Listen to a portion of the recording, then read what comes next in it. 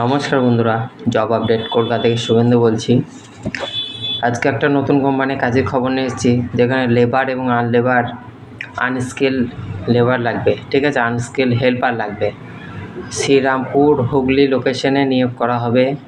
কৃষ্ণচন্দ্র দত্ত যে কুকমি কোম্পানি, সেই কোম্পানির আন্ডারে আনস্কিলড হেল্পার লাগবে। শুধুমাত্র ছেলেদের জন্য এই কাজটি, এবং এই কাজটির জন্য মাধ্যমিক পাস হতে হবে, এবং এই কাজটির 9 ঘন্টা ডিউটি আছে। 9 ঘন্টা 26 দিন কাজ করতে হবে, ঠিক আছে। সপ্তাহে একটা করে ছুটি, মাসে 4টে ছুটি পাবেন, 9 ঘন্টা ডিউটি।